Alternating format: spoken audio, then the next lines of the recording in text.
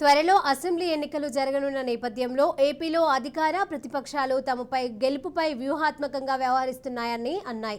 జిల్లా వారీగా అభ్యర్థులను మార్చుతూ ప్రణాళిక సిద్ధం చేస్తున్నారు. ఈ నేపథ్యంలో కడప జిల్లా ప్రొద్దుటూరులో రాజమల్లు ప్రసాద్ రెడ్డిపై అక్రమ సంపాదన దౌర్జన్యాలతో బతికే ప్రసాద్ రెడ్డి త్వరలో మాజీ కాబోతున్నారని TDP party in-charge Praveen Kumar Reddy జోసిన్ చెప్పారు. పత్రికా కార్యాలయాలపై, మీడియా కార్యాలయాలపైన దాడులు చేయడం, బెదిరించడం రాజమల్లు దిగజారుడు నిదర్శనమని అన్నారు. రాజమల్లు వల్ల ప్రొద్దుటూరులో శాంతియుత వాతావరణానికి భంగం కలిగిందని, తాను తెలుగుదేశం అభ్యర్థిగా బరిలో ఉండబోతున్నానని అన్నారు.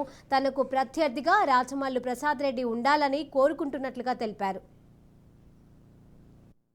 మరి ఒక బీసీ మహిళ ఎస్ఐ పైన ఇసుక మాఫియాకు సంబంధించిన వ్యక్తులు దాడి చేస్తే, ఇంతవరకు దాడి చేస్తే ఆ నిందితుల్ని పోలీసులు పట్టుకోలేరు.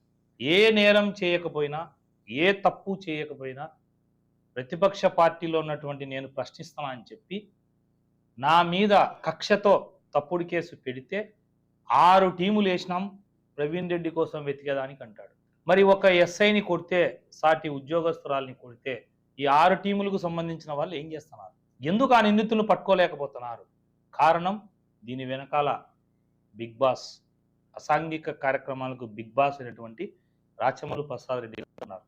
అధికార పార్టీ నాయకులు ఎవరు కూడా దాన్ని ఖండించలేదంటే దీని వెనకాల అధికార పార్టీ నాయకుల సపోర్ట్ ఉందనేసి ప్రొద్దుటూరు ప్రజలకు విజ్ఞప్తి చేస్తానా. రాచమల్లు ప్రసాద్ రెడ్డి గారి అరాచక పాలనకు ఇది నిదర్శనం. నేను అడుగుతాను ఎమ్మెల్యే గారిని, ప్రస్తుత ఎమ్మెల్యే గారిని, త్వరలో మాజీ ఎమ్మెల్యే కాబోతున్న రాచమల్లు ప్రసాద్ రెడ్డి గారిని అడుగుతాం, ఆ ఫోటోలు ఎవరు బయటికి పంపించినారు? అసలు ఆ ఫోటోలు తీసింది ఎవరు?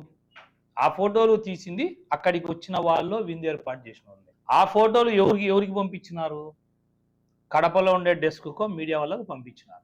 మీడియా వాళ్ళు పేపర్లో రాసినారు ఏమని? అసమ్మతి వర్గం సంబంధించి బీటలు వాడుతున్న రాచమల్లు కోట అని నిజం రాసినారు. సరే, నీకు నచ్చలే, ప్రెస్ మీట్ పెట్టి ఖండించు. డిన్నర్ ఇచ్చిన ఇర్ఫాన్ను పిలుచుకొచ్చి కూర్చోబెట్టి ఖండించు.